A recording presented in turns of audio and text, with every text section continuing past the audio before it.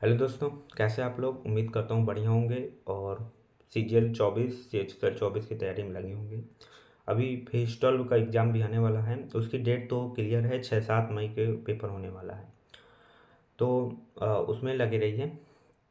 जो बात करनी है आज की, आज 14 मार्च है।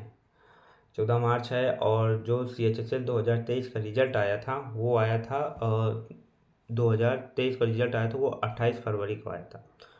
तो 15 दिन हो गए टोटल।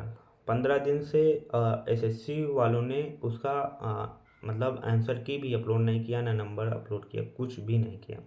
ना उसके बारे में जानकारी दी कि ये लेट क्यों है, क्यों हो रहा है, ये सब चीज़ें उन्होंने कुछ भी नहीं बताया है SSC वालों ने।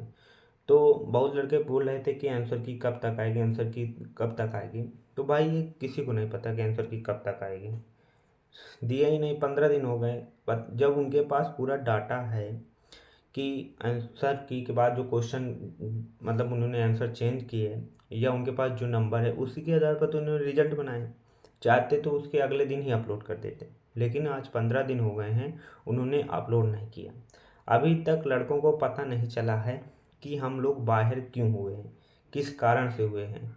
कितने नंबर हमारे घट गए तो हम बाहर हो गए। उनमें से मतलब एक मैं भी हूँ कि बाहर हो गया कट ऑफ के नंबर होने के बावजूद। तो ये चीज़ें बहुत दिक्कत करती हैं कि क्या हुआ क्या नहीं हुआ।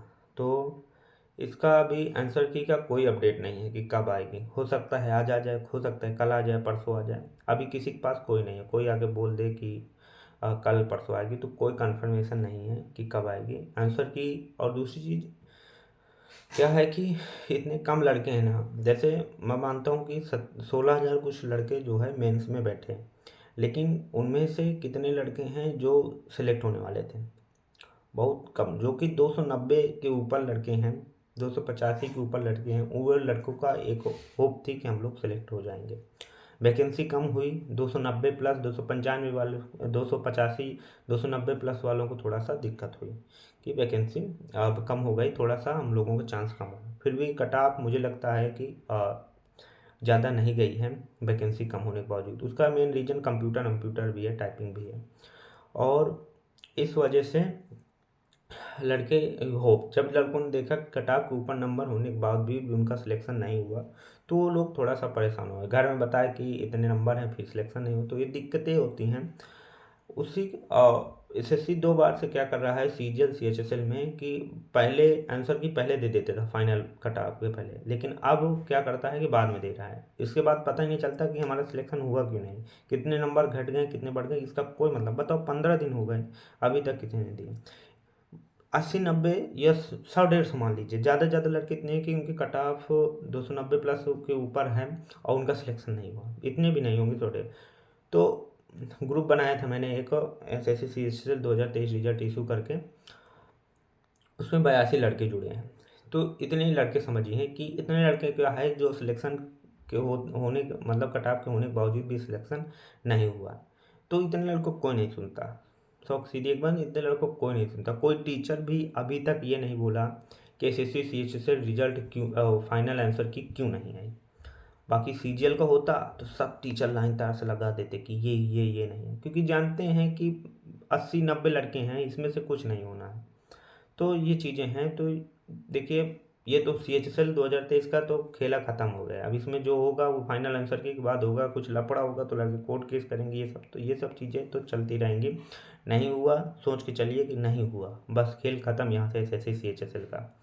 आगे एग्ज़ाम आने वाले हैं, मतलब अब 1.5 महीने बाद एग्ज़ाम। देखिए 1.5 महीने बाद आपका मार्च चल रहा है, अप्रैल मई में आपका 1.5 महीने बाद फेज़ 12 का एग्ज़ाम है। इसके बाद 1.5 महीने जोड़ लिए, जून जुलाई में आपका CHSL के एग्ज़ाम। इसके बाद जोड़ लीजिए 1.5 महीने, 2 महीने, तो सितंबर अक्टूबर में आपका CGL के एग्ज़ाम।